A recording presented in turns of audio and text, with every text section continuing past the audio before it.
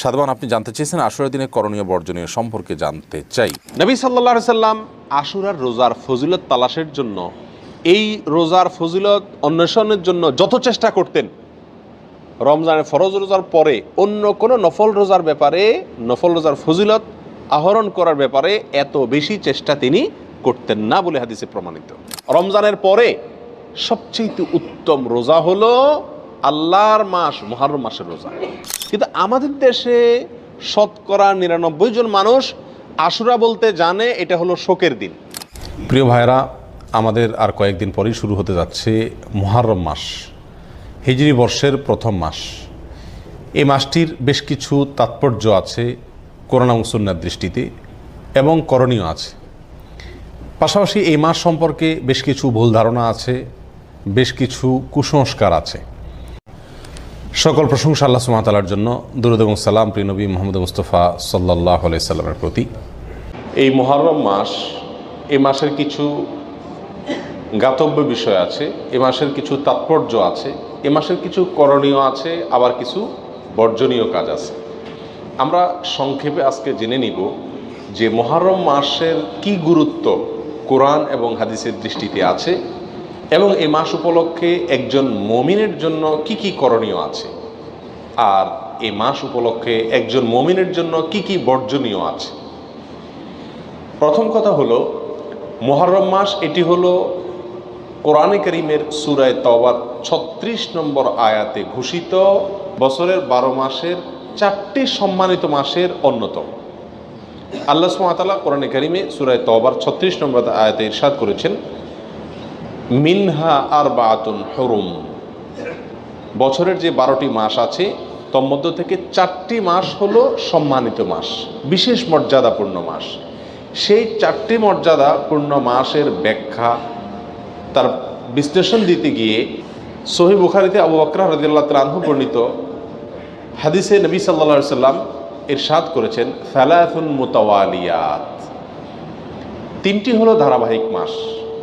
বছরের যে ৪টি সম্মানিত মাস আছে, সেই সম্মানিত ৪ মাসের মধ্যে ৩ মাস হলো ধারাবাহিক, একটার পর একটা।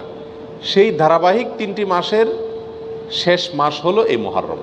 সম্মানিত মাসের অপর মাসটি হলো রজব, আল্লাযী বাইনা জুমাদা ওয়া শাবান, ও রজব মুদার আল্লাযী বাইনা জুমাদা ওয়া শাবান, অর্থাৎ রমজান মাসের আগের মাস, জুমাদা সানি এবং শাবান মাসের মধ্যবর্তী যে মাসটা রজব মাস, সেটাও সম্মানিত ৪ মাসের চতুর্থ মাস। প্রিয় ভাইয়েরা, আমরা প্রায় সময় বলে থাকি যে আল্লাহ সুবহানাহু ওয়া তাআলা বছরের ১২টি মাসের মধ্যে ৪টি মাসকে সম্মানিত ঘোষণা দিয়েছেন, মর্যাদাপূর্ণ মাস বলে ঘোষণা দিয়েছেন। আল্লাহ যে মাসকে সম্মানিত বলে ঘোষণা দিয়েছেন, মর্যাদাপূর্ণ বলে ঘোষণা দিয়েছেন, সেই মাসগুলো কখন আসে, কখন যায়, বা কোন কোন মাস সম্মানিত মাস, কোন কোন মাস সাধারণ মাস, এই সম্পর্কে আমাদের সমাজে খুব একটা ধারণা নাই বললেই চলে। আমরা এখানে যারা আছি, আমরাও বেশিরভাগ লোক জানি না কোনটা সম্মানিত মাস আর কোনটা সাধারণ মাস, ঠিক না ভাই? ঠিক। অথচ কোরআনে কারীমে আল্লাহ সুবহানাহু ওয়া তাআলা এই সম্মানিত মাস সম্পর্কে বেশ কয়েকটি আয়াতে বিস্তারিত বিবরণ উল্লেখ করেছেন। নবী সাল্লাল্লাহু আলাইহি সাল্লাম একাধিক হাদিসে এ বিষয়ে আলোচনা করেছেন। তাহলে একজন মুমিন হিসাবে আমাদের জন্য এই সম্মানিত ৪ মাস সম্পর্কে ধারণা রাখা জরুরি নাকি জরুরি না? প্রিয় ভাইরা, 2টি মাস চলে গেছে, এগুলো সম্মানিত মাস ছিল, কিন্তু আমরা কয়জন মানুষ এই মাসগুলো অতিবাহিত করার সময় মনে পড়েছে যে এটি একটি সম্মানিত মাস যাচ্ছে? কয়জন মানুষ এমন আছে? হাতে গুনে পাওয়া কঠিন হয়ে যাবে, ঠিক না বেটি? প্রিয় ভাইরা, অতএব যে মাসটি এখন চলছে মুহররম মাস, এই মাসটিতে অন্তত আমরা এই কথা বারবার চিন্তায় আনার চেষ্টা করি, মাথায় আনার চেষ্টা করি, মনে করার চেষ্টা করি যে যেই মাসটি শুরু হয়েছে 30 দিন পর্যন্ত এই মাসটি আল্লাহ সুবহানাহু ওয়া তাআলা 4টি মাসকে বিশেষ সম্মানিত মাস বলেছেন, তার ভিতরে অন্যতম সেরা সম্মানিত মাস এটি। মুহররম শব্দের অর্থই হলো সম্মানিত। মুহররম শব্দের অর্থ কি? সম্মানিত। অতএব মুহররম মাসটি এই 4টি সম্মানিত মাসের মধ্যে আবার সবচেয়ে বেশি সম্মানিত মাস, সবচেয়ে বেশি মর্যাদাপূর্ণ মাস। আমরা আরও সহজ করে বলতে চাইলে বলতে পারি, রমজানের পরে সবচেয়ে শ্রেষ্ঠ মাস হলো এই মুহররম মাস। প্রিয় ভাইরা, কিন্তু মুহররম মাস আসে যায়, কখন আসে কখন যায় আমাদের কোনো খোঁজ খবরও থাকে না, ঠিক কি না? একজন সম্মানিত মানুষ সামনে আসলে আমার চলাফেরার ভিতরে একটা পরিবর্তন হয় কি হয় না? আপনি হয়তো পাও মেলে বসে আছেন, আপনার শ্বশুর আসছেন, আপনার বাবা আসছেন, আপনার শিক্ষক আসছেন, মুরব্বী আসছেন, তো আপনি নড়ে চড়ে বসেন কিনা? সম্মানিত মাস আসছে, কিন্তু আমাদের ভিতরে কোনো নড়ে চড়ে বসা বসি নাই। আমরা আগে যেমন ছিলাম এ মাসেও তেমন আছি। এর মূল কারণ হলো আমরা জানিই না যে এটি একটি সম্মানিত মাস।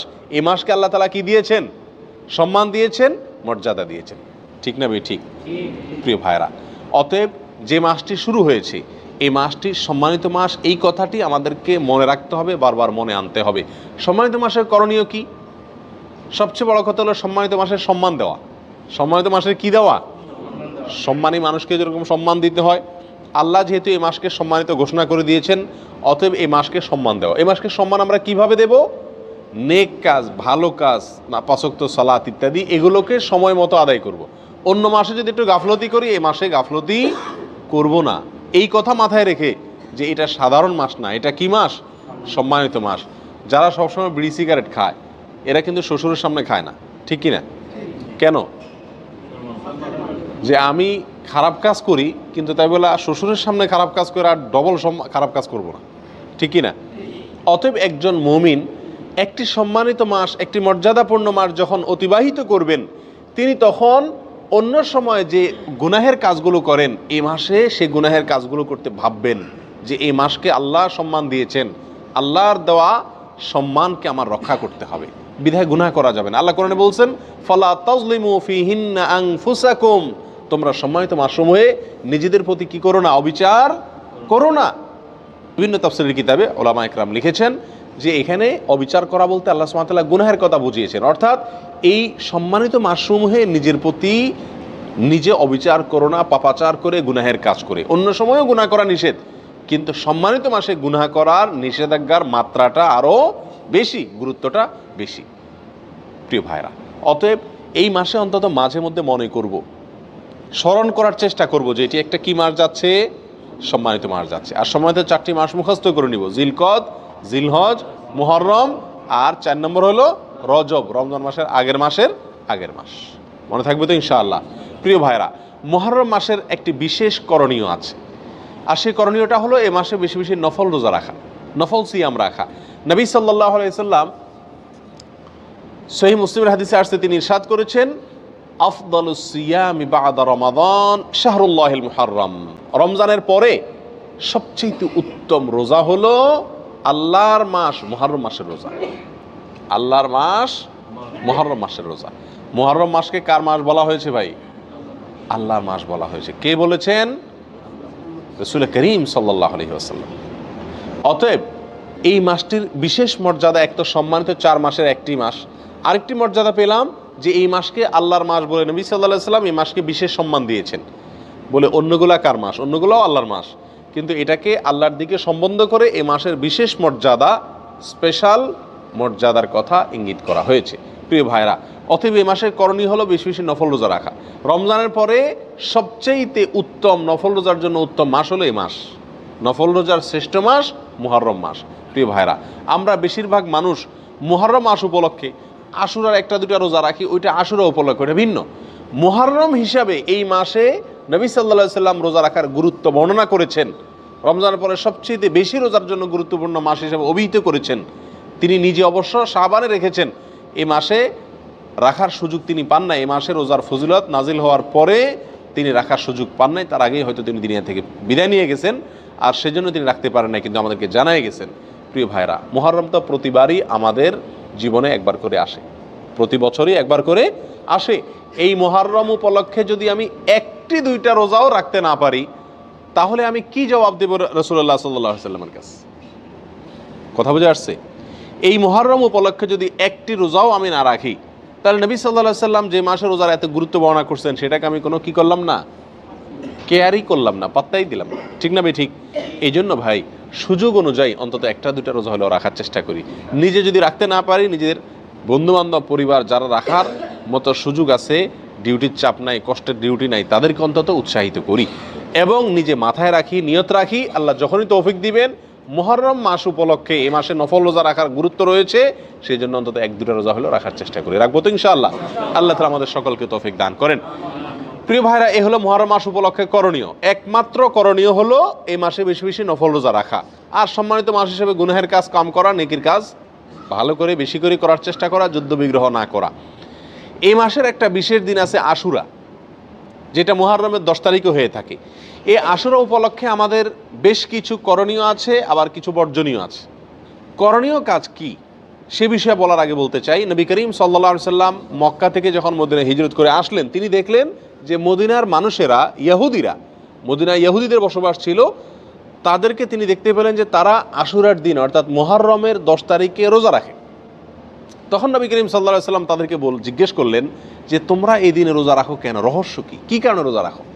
তখন ইহুদিরা নবী সাল্লাল্লাহু আলাইহি সাল্লামকে জবাব দিলেন যে এই দিনে আমরা রোজা এই জন্য রাখি যে এই দিনে আল্লাহ সুবহানাহু ওয়া তাআলা তার নবী, আমাদের নবী অর্থাৎ বনী ইসরাঈলের নবী, ইহুদিদের নবী মুসা আলাইহিস সালামকে এবং তার জাতি বনী ইসরাঈলকে আল্লাহ তাআলা মুক্তি দিয়েছেন।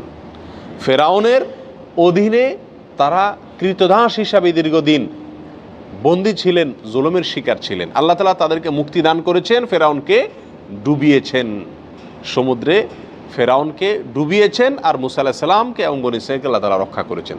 তাহলে বনী ইসরাঈল জাতির প্রতি, মুসা আলাইহিস সালামের প্রতি আল্লাহ তাআলা অনুগ্রহ নাজিল করেছেন, তাকে এবং তার জাতিকে স্বাধীনতা দিয়েছেন, মুক্তি দিয়েছেন। আর সেই জন্য আমরা তার উম্মত হিসাবে শুকরিয়া আদায় করে এই দিন রোজা রাখি। নবী করিম সাল্লাল্লাহু আলাইহি সাল্লাম তাদের এই কথা শুনে বললেন, নাহনু আহাক্কু বিমূসা, তোমরা মুসা আলাইহিস সালামের অনুসারীর দাবি করো ঠিক আছে, কিন্তু মুসা আলাইহিস সালামের অনুসারী হিসাবে তোমরা যত না সত্য, তার চাইতে বেশি সত্যবাদী অনুসারী হিসাবে আমরা। অতএব মুসা আলাইহিস সালামের প্রতি আল্লাহর অনুগ্রহ নাজিল হয়েছে এই দিনে, সেই উপলক্ষে তোমরা যদি শুকরিয়া আদায় করে আল্লাহর কাছে রোজা রাখো, তাহলে আমাদের রোজা রাখার অধিকার আরও বেশি। এই নবী সাল্লাল্লাহু আলাইহি সাল্লাম তখন সাহাবা একরামকে বললেন যে তোমরাও কি করবে, আশুরার দিনে রোজা রাখবে, তবে ইহুদিদের সঙ্গে ব্যতিক্রম করবে। ইহুদিদের সঙ্গে কি করবে? ব্যতিক্রম করবে। আর ব্যতিক্রমটা হলো এই যে তারা একটি রোজা রাখে, আমরা 2টা রাখবো। তারা রাখে শুধু আশুরার দিনে, আমরা রাখবো তার সাথে আরেকটা রোজা যোগ করে।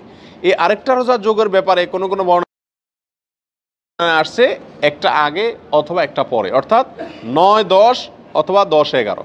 আশুরা তো 10 তারিখের রোজা, তার সাথে একটা আগে অথবা পরে যে কোনো একদিনের একটা রোজা যোগ করে হয় 9-10 আর না হয় 10-11 রাখার জন্য বলা হয়েছে। যদিও সেই হাদিসকে ওলামা একরামের কেউ কেউ সহিহ বলেছেন, কেউ কেউ জয়ীফ বলেছেন। তবে নবী করিম সাল্লাল্লাহু আলাইহি ওয়াসাল্লাম তার মৃত্যুর আগের বছর বা তিনি তার মৃত্যুর বছর বলেছিলেন যে আল্লাহ যদি আমাকে আগামী বছর হায়াতের বাঁচিয়ে রাখেন, আমি যদি বেঁচে থাকি, তাহলে লা আসুমান্না তাসিআ ওয়াল আশিরা, তাহলে আমি আগামী বছর মুহররম আসলে, আশুরা আসলে 9 এবং 10 2 দিন রোজা রাখব। এই হাদিস থেকে বোঝা গেল নবী সাল্লাল্লাহু আলাইহি সাল্লামের আকাঙ্ক্ষা ছিল, তার নিয়ত ছিল, তার ইচ্ছা ছিল আশুরার সাথে আগের দিন রোজা মিলিয়ে রাখা, অর্থাৎ 9-10, 10-11 না। এই জন্য ওলামা একরাম বলেন সবচেয়ে উত্তম হলো আশুরা উপলক্ষে একজন মুমিনের জন্য 2টা রোজা রাখা। আর সেই 2টা রোজা হলো কোনটা? 9 এবং 10। কথা বোঝা আসছে?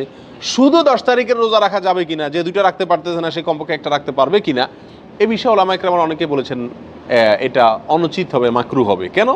কারণ হলো ইহুদিদের সাথে মিল হয়ে যায়, নবী সাল্লাল্লাহু আলাইহি ওয়াসাল্লাম ইহুদিদের থেকে ব্যতিক্রম করতে বলেছেন, সেজন্য একটা রাখা উচিত নয়। আর অন্যান্য ওলামা একরাম বলেন যে নাই মামার চাইতে কানা মামা ভালো, একেবারে 2টা যদি না রাখতে পারে কমপক্ষে একটা রাখলো।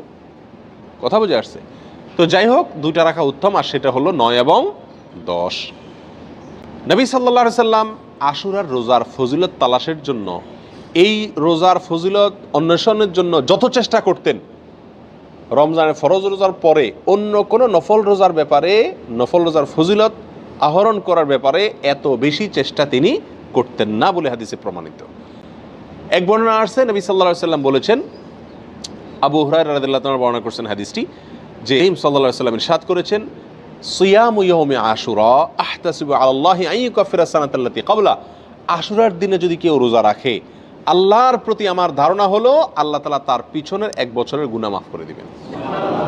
ছোট ছোট যে অপরাধগুলো হয়ে থাকে এগুলো আল্লাহ তাআলা মাফ করে দিবেন যদি কেউ কি রাখে, আশুরার রোজা রাখে। প্রিয় ভাইয়েরা, এই রোজার এত বেশি গুরুত্ব যে মদিনাতে সাহাবা একরাম ফরজ রোজা ছাড়া অন্য কোন নফল রোজার জন্য নিজের শিশুদেরকে রোজা রাখাইতেন না, বা রাখাইতেন বলে জানা যায় না।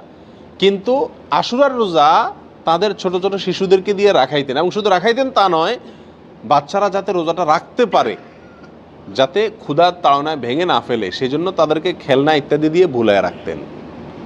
এইসব কিছু থেকে আশুরার রোজার গুরুত্ব একজন মুমিনের কাছে পরিষ্কারভাবে ফুটে ওঠে। এই জন্য ভাই, মুহররমের 10 তারিখে আমরা কি রাখবো? ইনশাআল্লাহ রোজা রাখবো, আর তার সাথে 9 তারিখ মিলিয়ে রাখবো। বাংলাদেশে যারা আছেন তারা বাংলাদেশের আকাশে যেহেতু একদিন পরে চাঁদ দেখা যায় সৌদি আরবের পরে, আমাদের ভৌগোলিকভাবে আমাদের অবস্থানের কারণে একদিন পরে যেহেতু আমাদের আকাশে চাঁদ দেখা যায়, সেহেতু আমরা এদেশের একদিন পরেই সাধারণত কি রেখে থাকি? আপনার আশুরা রোজা রেখে থাকি। আল্লাহ তাআলা আমাদের সকলকে আমলটা করার তৌফিক দান করেন। প্রিয় ভাইরা, এই ঘটনা থেকে, এই আলোচনা থেকে আমরা জানতে পারলাম আশুরা এটা একটি বিজয়ের দিন। আশুরার দিনটা একটা কিসের দিন? বিজয়ের দিন, একটা মুক্তির দিন। কার মুক্তির দিন? মুসা আলাইহিস সালামের। কার বিজয়ের দিন? মুসা আলাইহিস সালাম এবং বনী ইসরাইলের। আল্লাহর একজন উলুল আজম নবী, একজন সিনিয়র একজন নবী মুসা আলাইহিস সালামের বিজয়ের দিন, তার প্রতি আল্লাহর রহম নাজিলের দিন, মুক্তির দিন, ঠিক কিনা? এবং সেই হিসাবে আমরা বলতে পারি এটা একটি মূলত সুখের দিন। একটি কিসের দিন? সুখের দিন। বিজয়ের দিন হিসাবে কি? সুখের দিন। আর এই জন্য তো শুকরিয়া আদায় করে রোজা রাখতে হয়। কিন্তু আমাদের দেশে শতকরা 99 জন মানুষ আশুরা বলতে জানে এটা হলো শোকের দিন, সুখের উল্টা শোকের দিন, ঠিক না ভাই? ঠিক। আমাদের দেশে মানুষ জানে আশুরা মানে কারবালার দিন। আশুরা মানে কিসের দিন ভাই? কারবালার দিন। আশুরা আসলে মানুষ জানে যে এই দিনে কারবালা একটা নির্মম হত্যাকাণ্ডের ঘটনা ঘটেছিল, এটা মানুষ জানে। কিন্তু এর পিছনের যে ইতিহাস, এর যে আরো গোড়ার ইতিহাস, এর যে মূল এবং আসল ইতিহাস, মুসা আলাইহিস সালামের বিজয়ের ঘটনা, সেটা আমাদের দেশে মানুষ কি করে না? জানে না।